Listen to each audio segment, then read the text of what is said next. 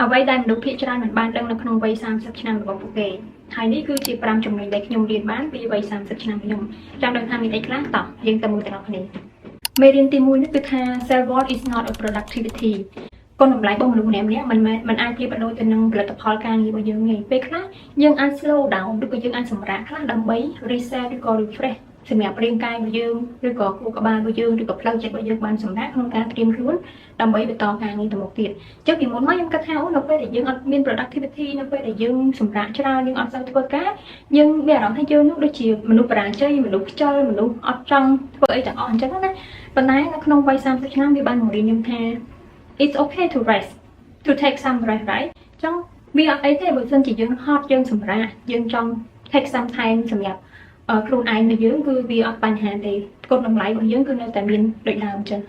មេរៀនទី2ខ្ញុំបានបោះបង់ចោលនៅការស្វែងរកគេហៅថាការគ្រប់គ្រងពីអ្នកដទៃឬក៏ព្យាយាមពន្យល់អ្នកដទៃអញ្ចឹងនៅក្នុងវ័យ10ឆ្នាំឬក៏20ឆ្នាំយើងតែងតែ seek validation from others យើងតែងតែព្យាយាមពន្យល់ហេតុផលទៅកាន់អ្នកដទៃមូលហេតុអីបានយើងធ្វើអញ្ចឹងមូលហេតុអីបានយើងធ្វើអញ្ចឹងអញ្ចឹងទៅអញ្ចឹងនៅក្នុងវ័យ30ឆ្នាំគឺខ្ញុំគិតថាវាអត់ចាំបាច់ក្នុងការព្យាយាម prove myself ទៅកាន់អ្នកដទៃទេខ្ញុំរៀនបានថា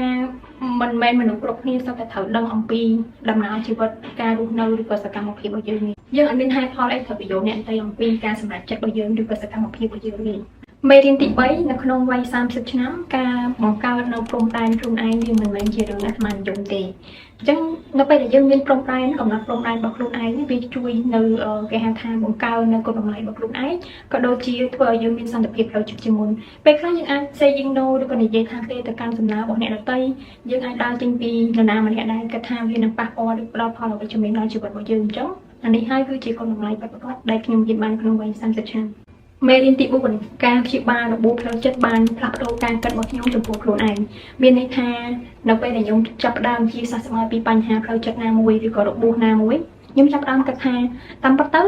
យើងអត់ចាំបាច់ត្រូវការស្វែងរកពីអ្នកដទៃទេមានន័យថាធ្វើខ្លួនជាអ្នកទៀមទាឧទាហរណ៍នៅក្នុងទំនាក់ទំនងបើសិនជាយើងនៅក្នុងទំនាក់ទំនងយើងអត់ចាំបាច់ត្រូវផ្ដល់ជាអ្នកផ្ដល់ឲ្យគ្រប់ពេល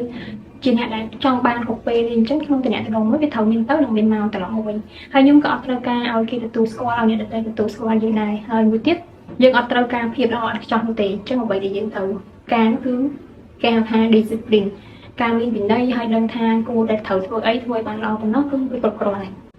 មេរៀនចុងក្រោយគេនោះគឺថា confidence មានន័យថាទំនុកចិត្តរបស់យើងនេះចាប់ផ្ដើមស្ងាត់ហើយយើង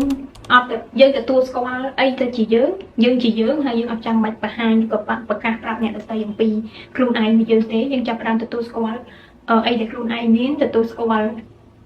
ការសម្រេចចិត្តទទួលស្គាល់កំហុសឬក៏អីផ្សេងៗដែលយើងកំពុងតែធ្វើហើយនេះហើយវាជាទំនុកចិត្តមួយដែលយើង build ពីខាងក្នុងមកអញ្ចឹងយើងអត់ត្រូវការ validation ពីអ្នកដទៃទេអញ្ចឹងទាំងអស់គ្នាខ្ញុំគិតថា5មេរៀននេះអ្នកដែលស្ថិតនៅក្នុងវ័យ30ឆ្នាំដូចខ្ញុំដែរអាចនឹងចាត់ទុកជាមេរៀនឬក៏អ្នកទាំងអស់គ្នាមានអារម្មណ៍ថាអាចពាក់ព័ន្ធណាឬក៏មានអីខ្លះវា related អីអាច comment នៅក្រោមវីដេអូនេះបានហើយយើងជួបគ្នានៅវីដេអូក្រោយបាយបាយ